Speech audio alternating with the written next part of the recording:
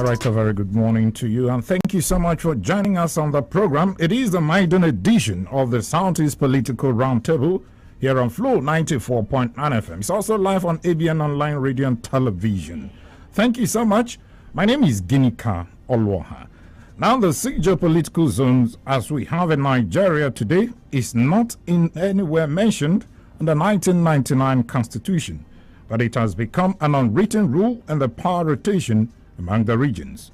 The geopolitical structure is now a major division principle for Nigeria's educational, political, and economic resources, even among the political parties.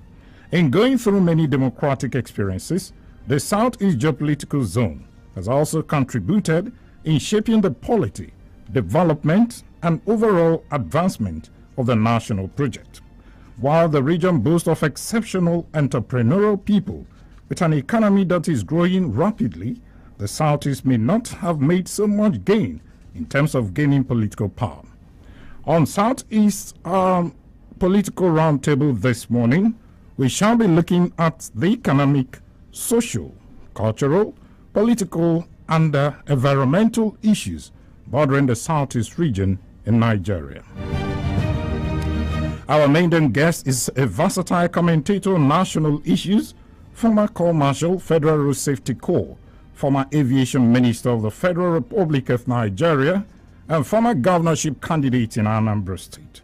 A lover of the Southeast, he is also a titled man from Obosi in Anambra State. I'm talking about Chief Osita Chidoka Ikobosi. Good morning, Chief. Thank you so much for joining us on the program this morning. Thank you so much. Okay, I think maybe we'll just start. Let's start with looking at the importance and the value which Southeast have brought to the Nigerian project. Some people believe we have not done well, while others disagree, really. Do you think the Southeast has added any value to develop Nigeria, and in what area specifically?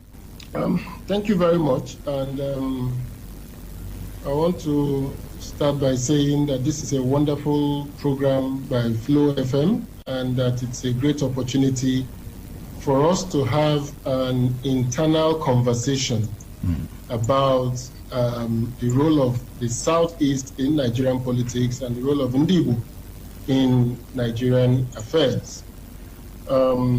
It is no doubt that the Southeast has added tremendous value to Nigeria. Nobody is in doubt that in the post-independence, in the pre-independence Nigeria, Dr. Nnamdi Azikiwe was in the vanguard for the independence of Nigeria.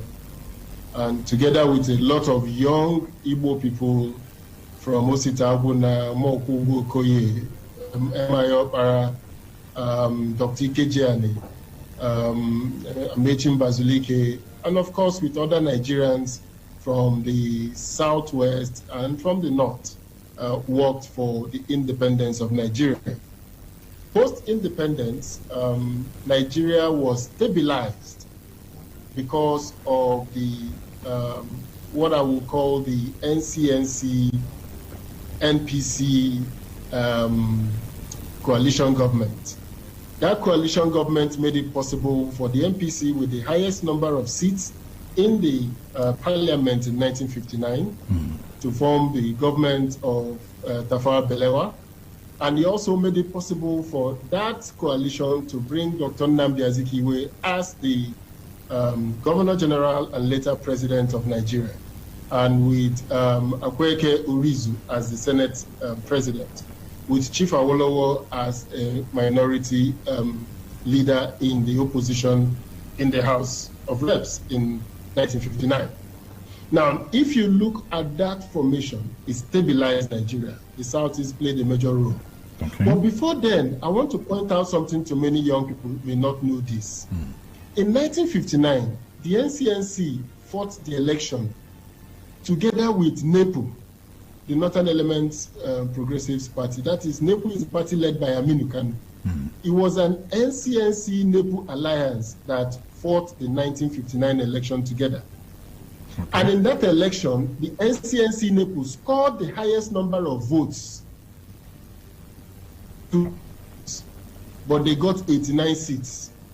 They had more votes than the MPC, who then got 134 seats, if I was correct, in the north. So the eastern region, which was the strong base of the NCNC, and Lagos, together with the area that we now currently know as Kanu, Kaduna, Katsina, Jigawa, that 4 areas were in alliance with the NCNC in 1959.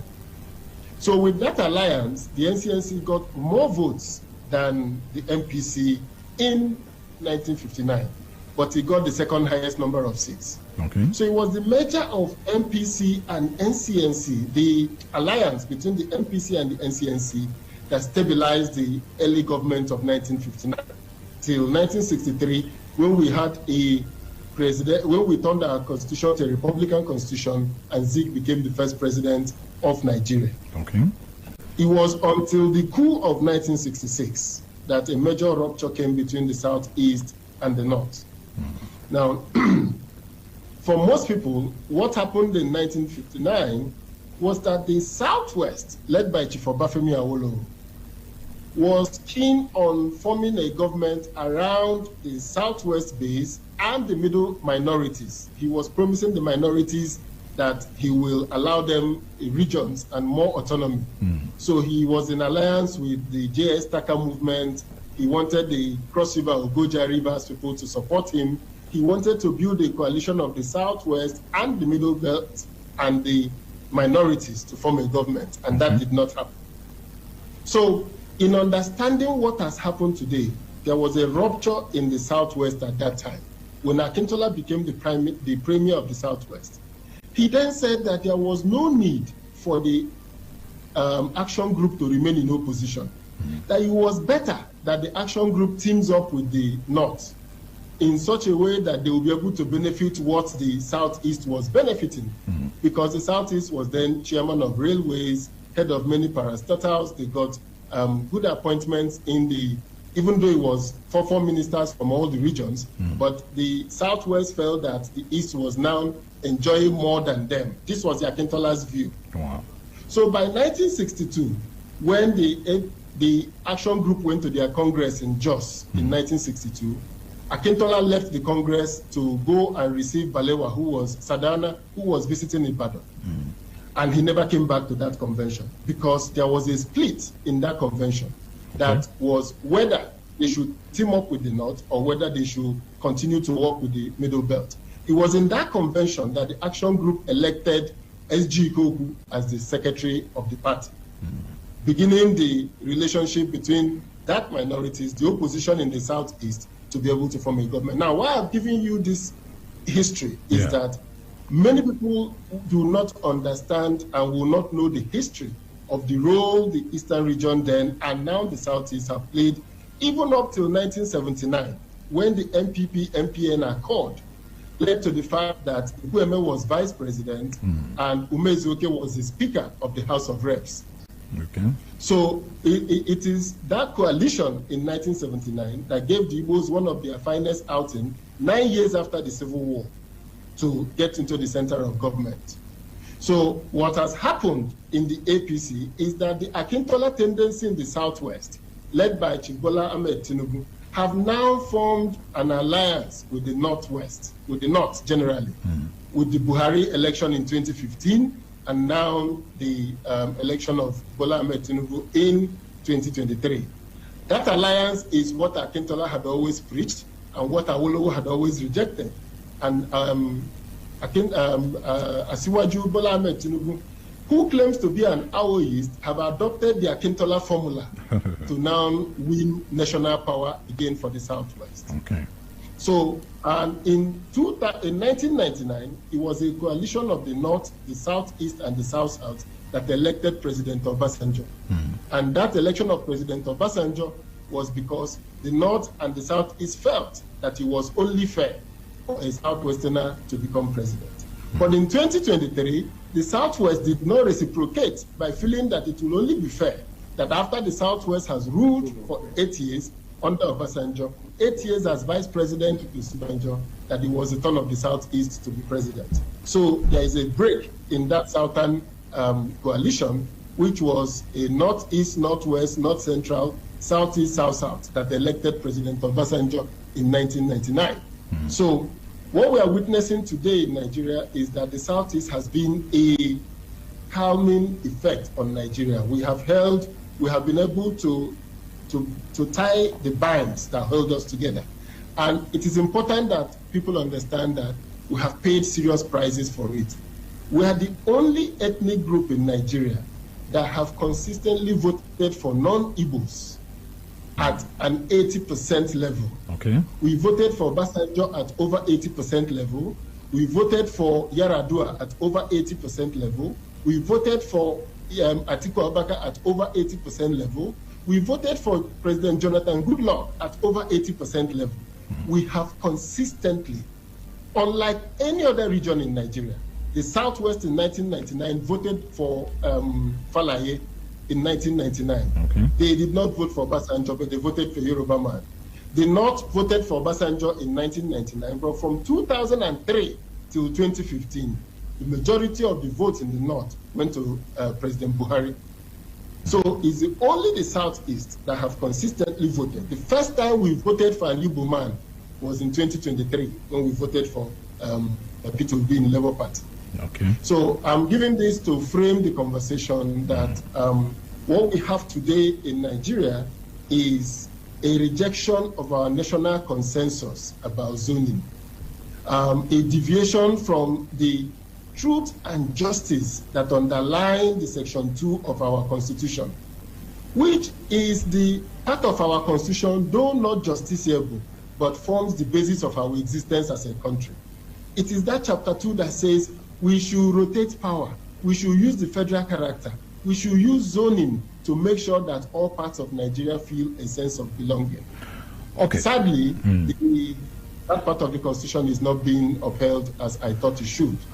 Okay, Chief, we'll get into all that as we progress on the show. But let's look at some of the achievements made by the people of Southeast in Nigeria as a whole. When you go to Kanu, you see the development there. When you trace such development, you see that Igbos have contributed. If you go to Lagos, same thing, Abuja, and other parts of the country. But when you get back to the Southeast, it appears that that development is actually lacking. What exactly is the problem? So when you go with that line of thinking, you fall into a trap. Nigeria is a country, and that country means that anybody in Nigeria is free to invest and live anywhere he wants in Nigeria.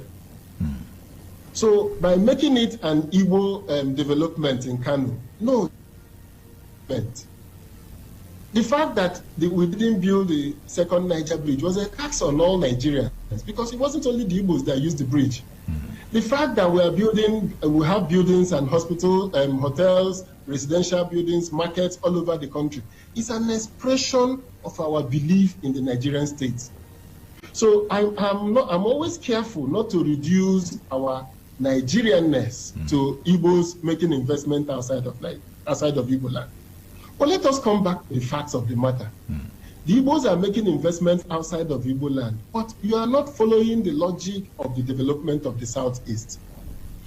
The development of the Southeast, I can tell you, we must look at from the prism of our social indicators. We have the highest literacy rate in Nigeria from the Southeast. The number of people that apply for WAEC, JAMB every year, the highest number comes from the Southeast. Not just the Southeasterners living outside the Southeast, but from schools in the Southeast. If you look at maternal mortality, we have the lowest maternal mortality in Nigeria. Okay. If you look at the incidence of poverty, we have the lowest incidence of multidimensional poverty in Nigeria. If you look at goals like HIV, if you look at infant mortality, if you look at other social indicators, the Southeast is comparable to the other zones to the Southwest, and sometimes better than every other zone in Nigeria.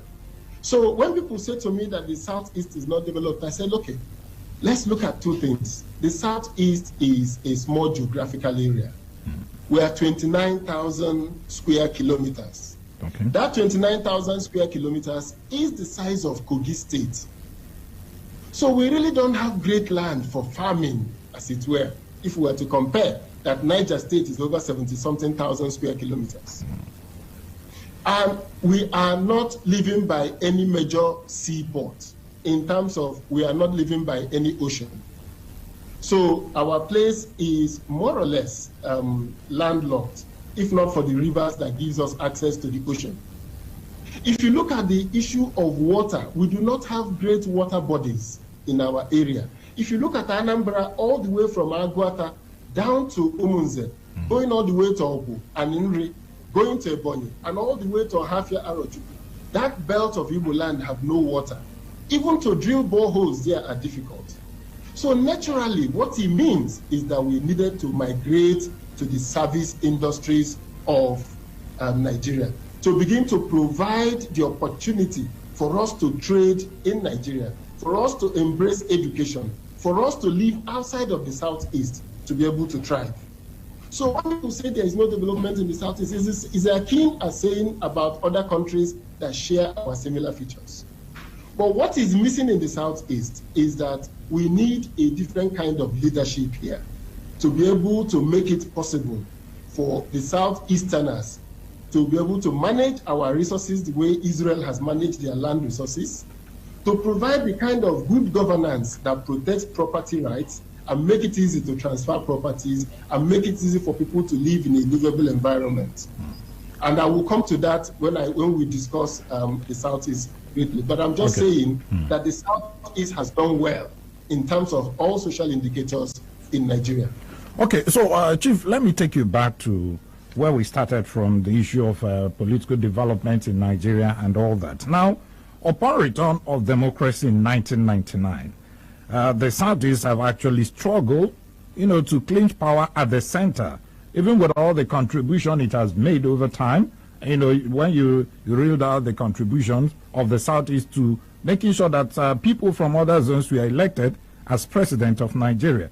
But it appears so difficult for the Southeast to actually produce a president of the country. What should be the reason for such setback? So I think there are two sides to that coin. Number one is that by our numerical strength, our vote share, our share of votes in Nigeria by zone, the Southeast produces the least share of votes in terms of, if you look at zone by zone, the Southeast produces roughly 8 to 9% of vote share in Nigeria. The South-South is about 12, 13%. The Southwest is about 17, 18%. The sometimes tending to 19. The Middle Belt is somewhere around 17 to the 18% belt. And then the Northwest is about 30% of our votes, and the Northeast is about 20, 22% of our votes. So if you look at that structure, you will see that the Southeast needs to build a coalition to be able to make it to the presidency. Okay. And that coalition was built by Ekwueme in aligning with key stakeholders of the old MPN to be able to win the PDP primaries. But the military that was in power at that time truncated it by bringing in President Obasanjo with the argument that we needed to assuage the Southwest for the events of June 12. Now, if you look at that, after Obasanjo had been president, by the zoning of the country, he ought to go to the north. So he went to the north with Yaradua. Unfortunately, President Yaradua died. So we then had President Goodluck, who was also from the South-South, the old Eastern region. At that time, there was virtually no need for an Igbo man to be contesting against President Goodluck, who, as you know, was not supposed to be president at that time, was supposed to be in the north. So the idea that Goodluck will finish his 4 years, 2 years of Yaradua, 1 year more or less as president, and he got a second term, next term, which he did for 4 years, and then wanted another term, which he then lost to President Buhari. So power went back to the north. Now, it was after Buhari's 8 years, the PDP, that was the main backbone of the Southeast, we ought to have zone that ticket to the southeast, because it was now the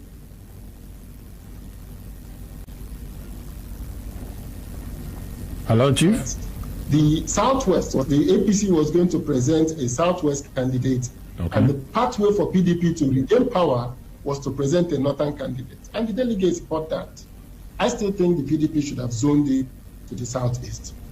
But when we made that strategic error and gave it to the north, it meant that the southeast came out in strong voice, supported by the south-south, to vote against the PDP. Now, voting against the PDP meant that both the gains we made back in the north, because Atiku Abubakar won the northwest, won the northeast, but not with great margins. If we had gotten southeast and south-south, we would have won that election. But the splitting of the vote made sure that it made it possible for APC to now, using all forms of the shenanigans of INEC's misbehavior, to get to the election. Now, so that splitting of the vote is what the southeast need to avoid.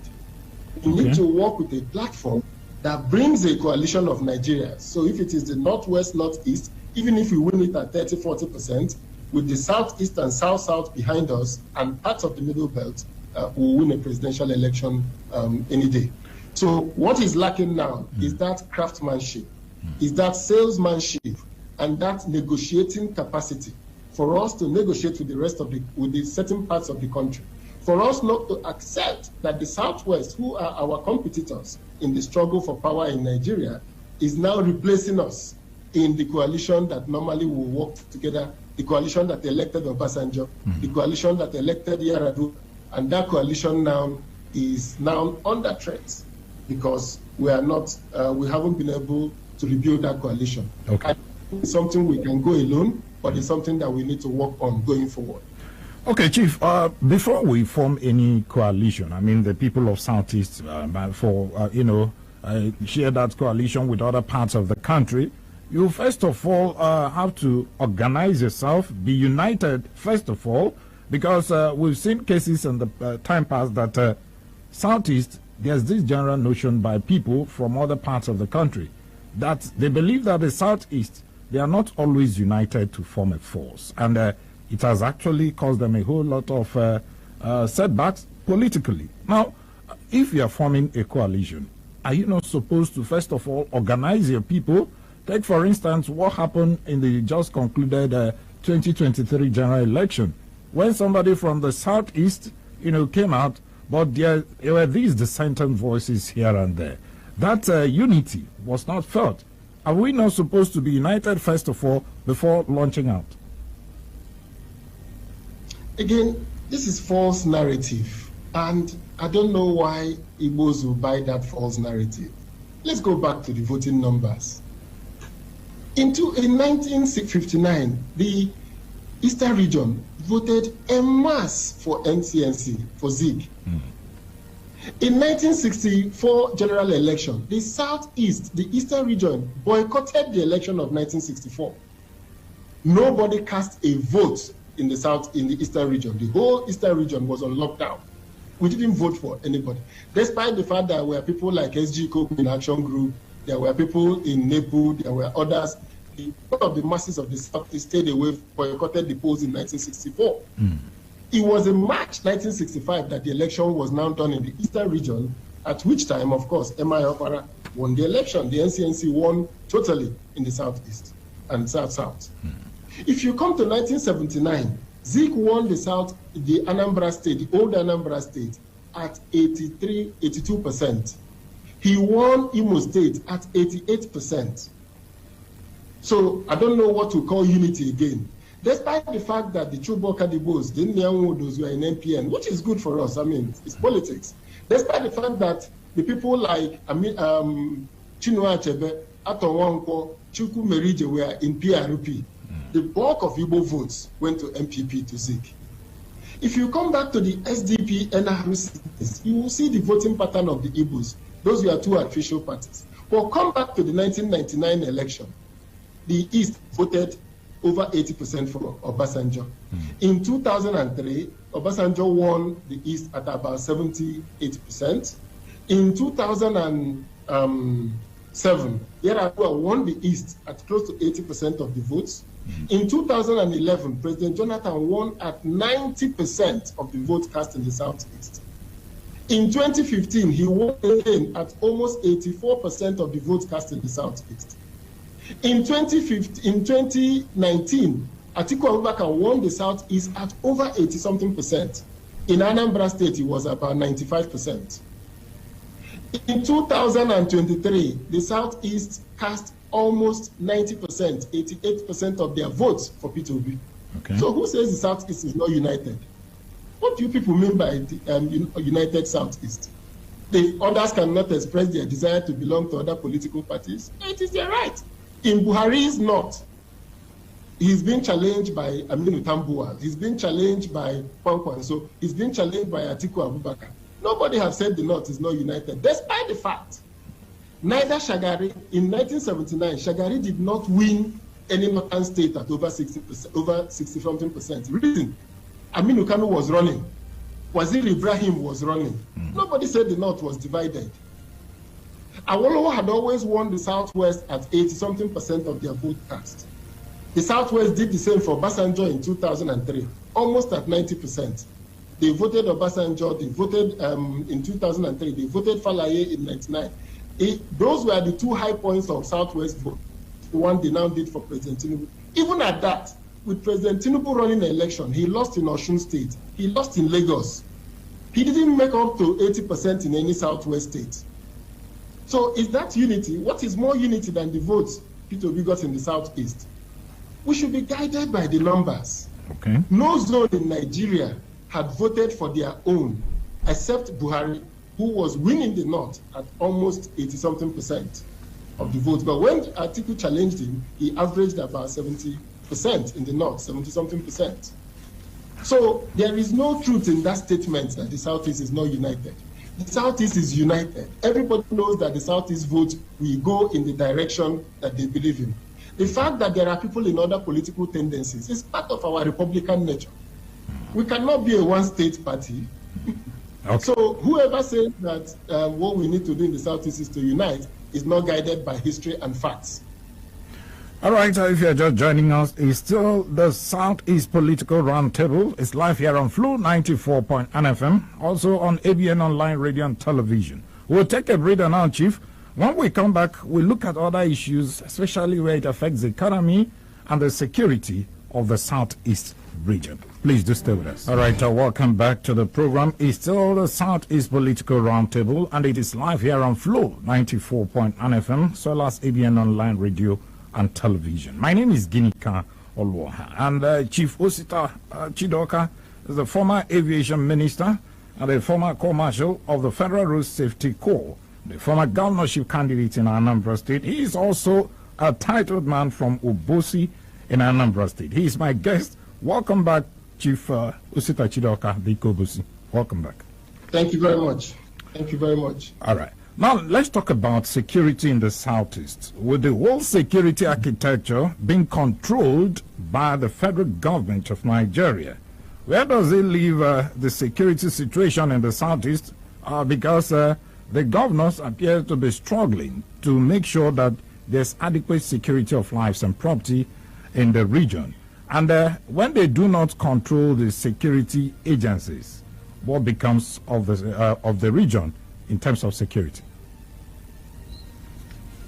Well, the security situation in the Southeast is not in isolation of the security situation in Nigeria.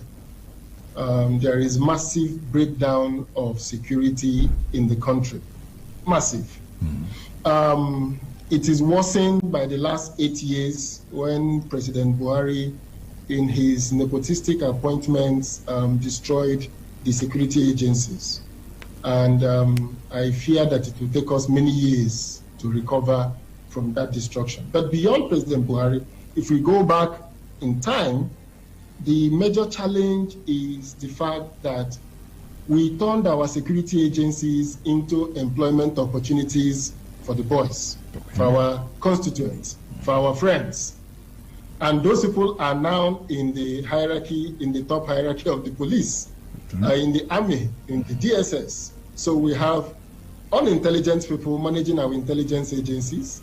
we have poorly recruited and poorly trained people managing our security agencies. Now, let me give you a small scenario. If you look at the police, and if you look at the amount of money in the budget of police, if you hear 400 billion voted for police, and if you look at the structure of it, almost 90% of the money is for salaries.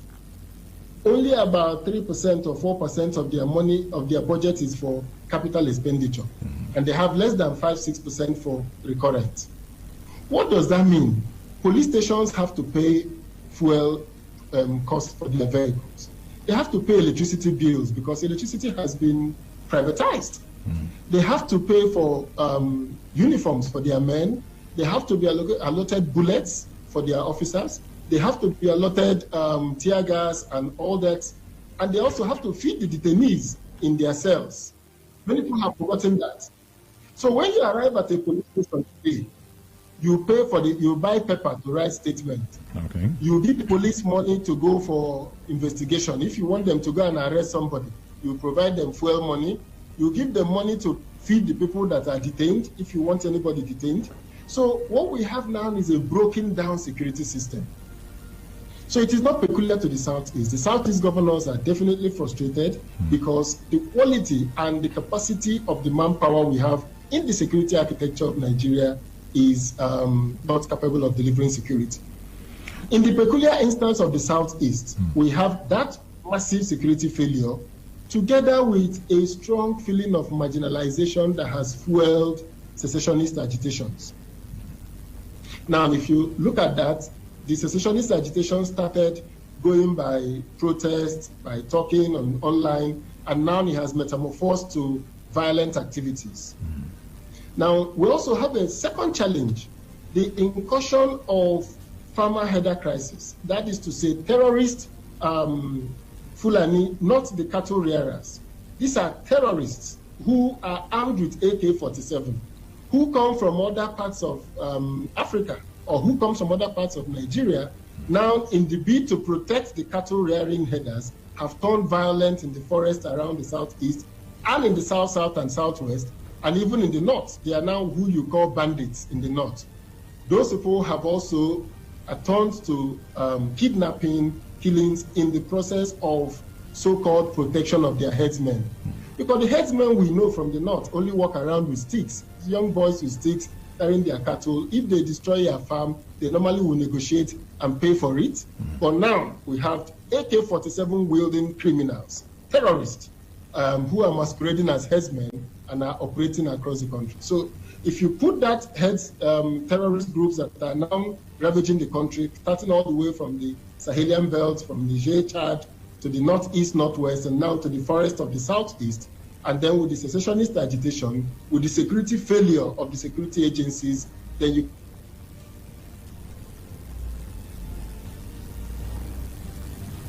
Hello, Chief? Is in that situation because the states do not have powers of policing. But I have a solution for them. Okay. And I think that I don't think the federal government, the state governments are stopped from doing that. All the 5 governors of the Southeast, including the governors of the 36 states, all have security votes. That security vote has been elevated to slush fund, monies that you can spend without accountability.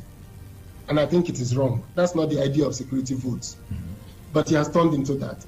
I am saying that if every state in the Southeast looks at all the police stations that they have, look at all the DPOs they have, open an account in banks for them, and begin to provide an accountable fund for the police station management. First of all, I think we should rebuild all our police stations, give them solar power, and give them light. Then we should have a system of paying their bills, their NEPA bills, their fueling bills, using that state security fund. And then also we will provide them with mobility. So even if you provide vehicles, we will provide filling stations where they can go and fuel with cars provided by the state. And then we can also give them more arms and ammunition than the federal government is supplying them. And then we can provide them with maintenance facilities to make sure the vehicles are well maintained. Now, we can also incentivize the police that, by the vehicles we buy from the state, the police officers will have every 4 years, we are going to change it, and the police officers will have the first right of purchase of those vehicles so that they will keep it in good shape. Now, what this will mean is that we will, instead of calling the commissioner and giving him 10 million naira every month or 20 million as the case may be, which he pockets, we are now transferring money from the security vote for the security of our people. So if we adopt this model, if any state can adopt this model, I believe the whole 36 states can do that. If on the average, every state spends 1 billion naira a month on policing, funding the police structures in their state, that will be 36 billion naira. That will be 12 billion naira a year. So if you times 36 billion by 36 states, you will see that that is more than the budget of the police, and that will give us better policing outfits. Because what is important in police is the recurrent expenditure. So since the federal government has taken the burden of the salaries, with this, we can even pay for their training. We can even invite policemen from our different parts of the world. We can even digitize their operation in our peculiar states. And we can agree with the police to leave policemen posted in our region for a period of at least 4 years to 6 years, so that we can also train them and use them in the peculiar work of the Southeast. Again, we need to provide barracks for the police people in the Southeast. Because when policemen live with the citizens, I mean, some will live with the citizens, but the people that go for operations need to do those operations and return to a secured barracks. I've seen police officers refusing to go on serious operation because at the end of work, he changes into his mufti. He is not armed. He doesn't have a gun, and he has to go home back to the village. And then he's open to brigands who have AK-47. So we need to think about some form of barracks for our operational police force so that they will go back every day at the end in secured environment. So these are some of the things I think we will do to be able to improve security in the Southeast. We need to stop talking about security as if it is something out of the moon. It is a work that needs recurrent expenditure. It is not a work that is about just capital votes. We donate vehicles to them. How do you fuel the vehicles? How do you maintain the vehicles? You want them to patrol the streets. You want them to move around. How do you secure them to be able to do that work without fear of evil? So I think that if we can adopt that strategy in the Southeast, other parts of Nigeria can take that cue from us. So I believe that we should stop the issue of just saying security failure to taking proactive action in that direction. Now, in the Southeast, we also have a peculiar situation where we have security vigilante groups. Okay, because I was going to ask about that. Security vigilante groups into our security architecture. So every security vigilante in every village will be trained, will be recorded, biometrics captured, together with anybody that is a megad in any house in the Southeast. So we can give them information applications on their phone that will make it possible for them to report crime, that will make it possible for them to contact the state police call center and support to them. So integrating our security architecture of vigilantes, megads, civil defense, and road safety working in our region to become a single security architecture is something our state governments can pioneer by working with those federal agencies to agree on how to support the ones working in their state. So if we can do that, together with the town unions we have in the Southeast, and also with a proper planning of our cities and villages, and a proper documentation of tenants and landlords in every house, so that we know the people living in our zone. Everybody in our zone that is above 18 must get a national identity number or BVN, so that landlords and people who occupy houses can report the people who live in their houses. Villages must be made to know their sons who committed crimes, so that people will know the families on which these criminals are going for. One of the proudest moments for Igbo people is their village. Igbo people like to be known in their community. So if we begin to name and shame people in their communities, it will do a long way to reduce crime. You must figure out in every society what is important to the people. And what is important to Igbo people most times is the pride they have in their community, their good standing in their community. So if we deny you that good standing by reporting that your children, your nephews, your nieces are involved in criminality, then security will become the work of everybody in the Southeast. Okay, Chief, let's talk about the youth and how the Southeast economy can grow. You've interacted very closely with youths, especially those ones from the Southeast, so you're in a better position to tell us what their mindset is like, in terms of developing the Southeast economically and other stakeholders.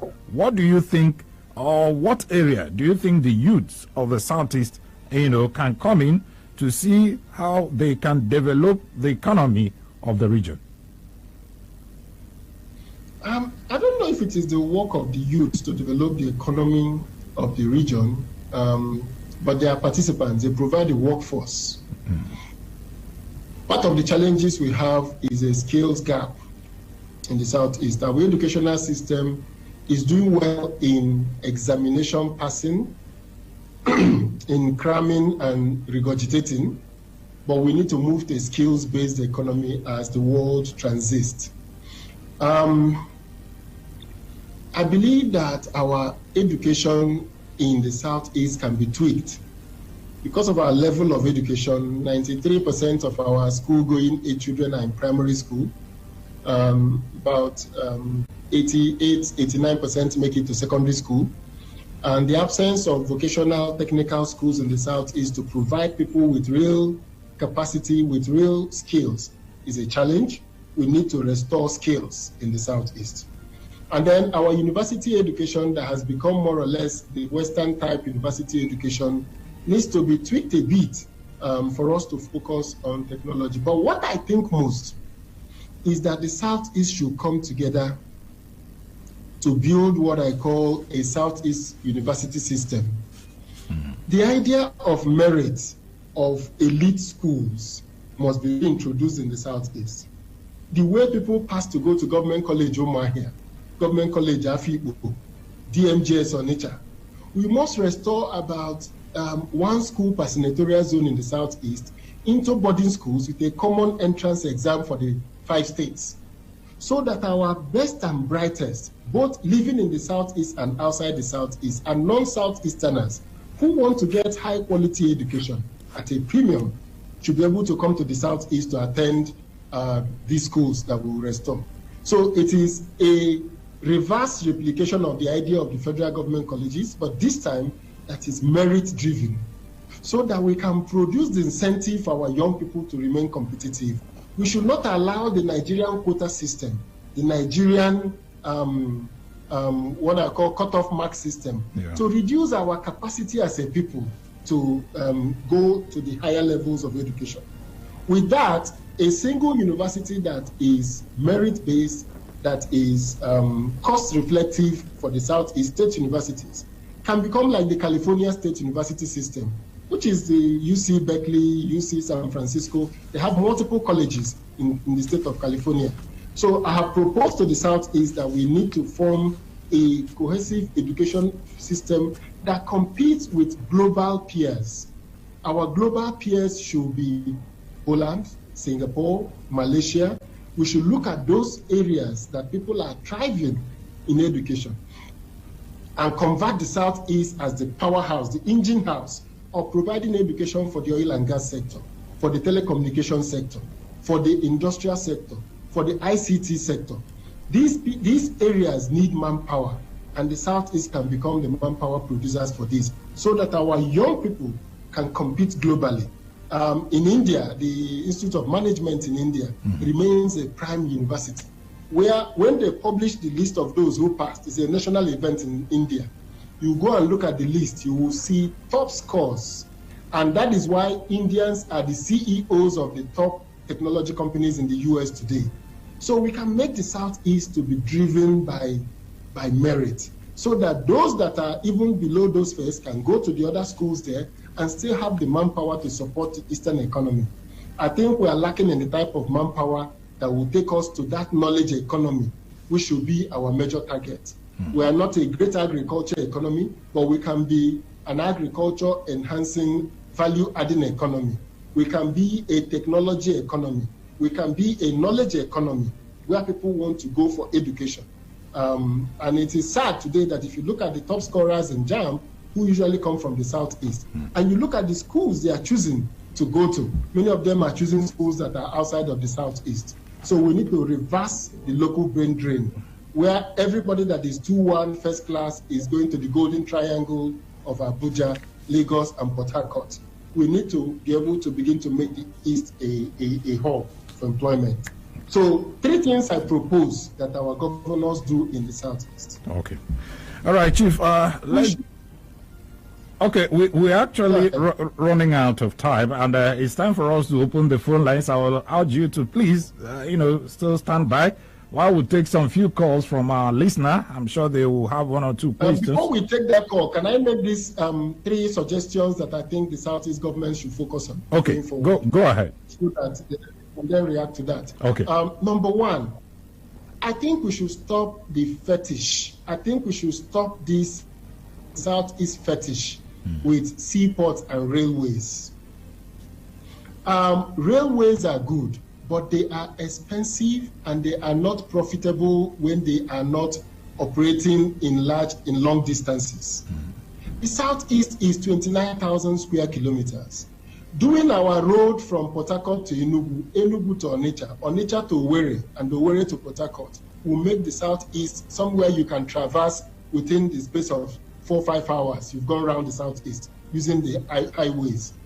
Please, we should use the money to develop our highways. Second one, we should restore basic amenities to our cities.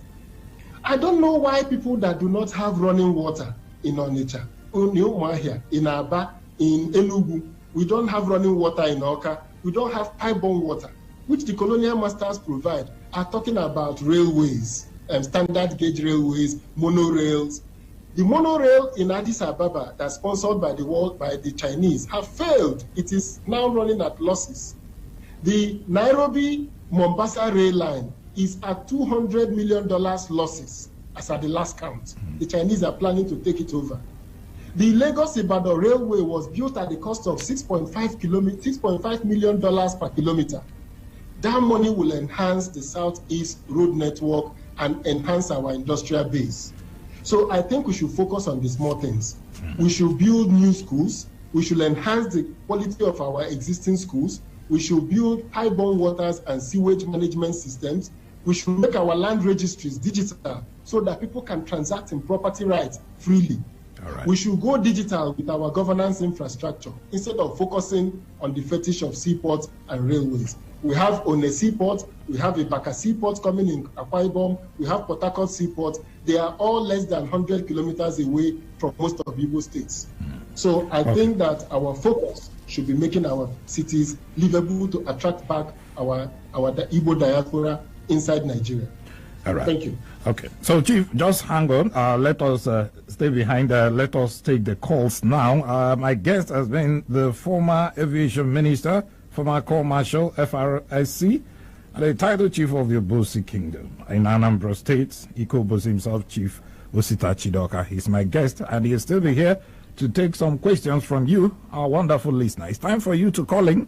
The numbers to call are 080-8182-6949 or 08116052949. You can also send your SMS on 090-651-08289. We are looking at how best to move the Southeast region forward, both politically and economically.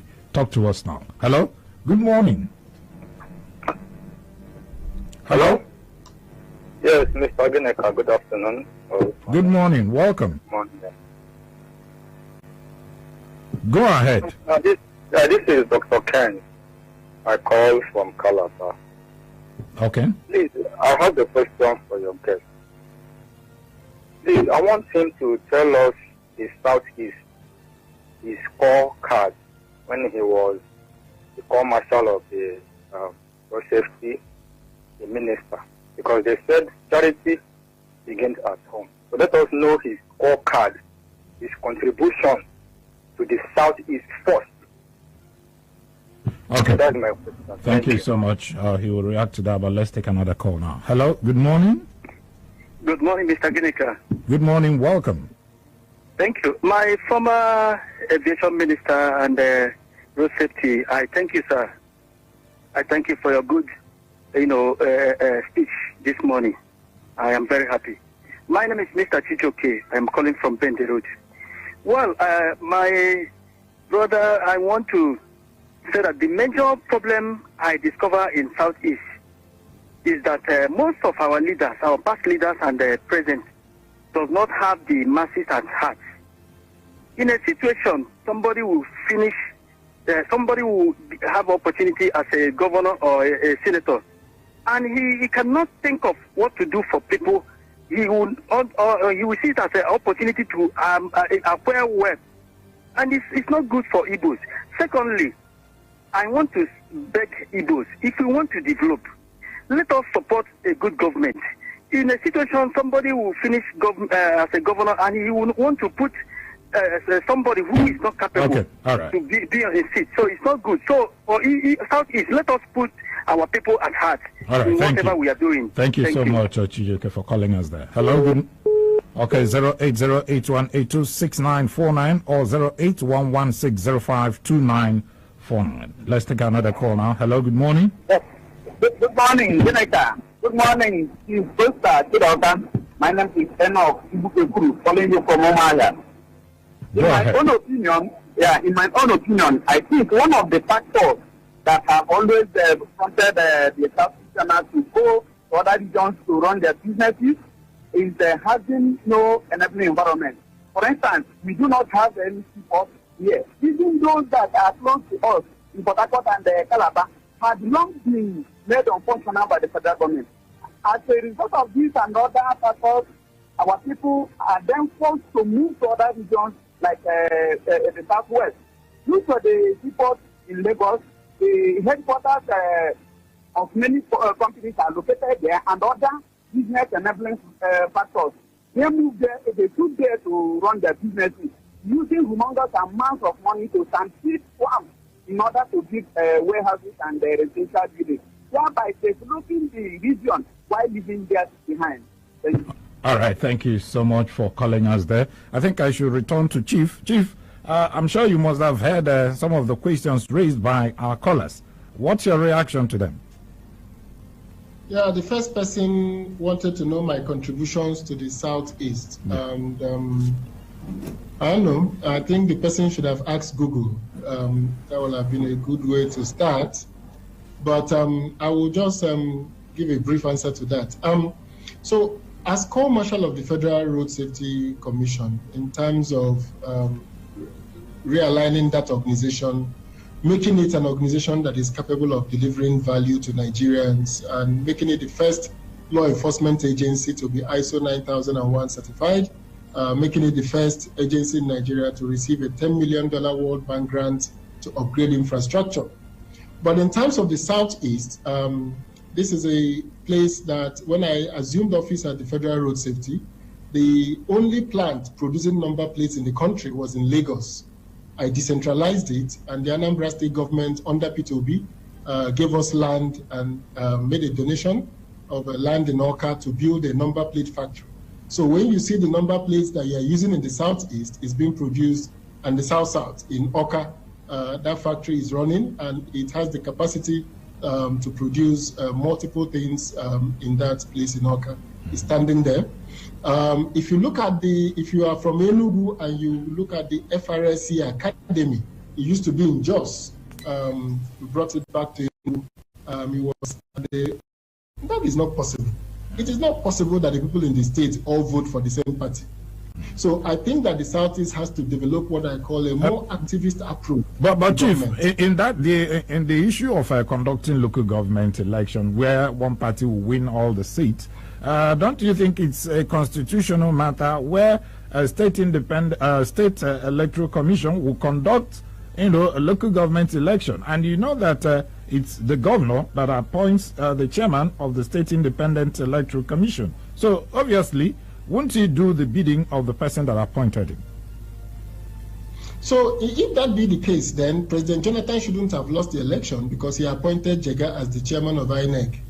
If that be the case, we won't be talking about election rigging and election infractions against INEC, because we'll have said APC appointed Jega. Why are we quarreling? I think that the Southeast, nobody goes to court to challenge the elections of the local government chairman. Okay. I've not heard of any case in court. Nobody even writes to say that the State Independent Electoral Commission do not even have the capacity or the manpower to conduct the elections that they do. They just write the results. If you look at Kaduna State, they went and brought in electronic voting in Kaduna. And automatically you saw that PDP won some local governments in Kaduna, APC won some. Yes. When you saw the INEC conduct the FCT elections, local government elections, PDP defeated the APC in 3 or 4 local governments. So what we need to do in the Southeast is to stop focusing on the nation all the time and focus on ourselves sometimes. Why would our state independent electoral commissions not be peopled by respected people, not have the infrastructure? Where are our NGOs in the Southeast who go to raise alarm that this independent electoral commission is not planning to conduct election? They do not have the manpower or the way we have. So we need to stop focusing on just saying our politicians are not good. Nobody with discretion is always good. People behave well because of the struggle between the people and the leaders. All over the world, the people have focused on fighting their leaders to make sure they stay on the path of rectitude. All right. So I think that there's a large feeling in the Southeast in terms of our activism to make our governance infrastructure work. All right. I think we should just leave it at that. Let me sincerely thank you, the former Aviation Minister, former Corps Marshal, Federal Road Safety Corps, and title Chief of Obosi Kingdom in Anambra State.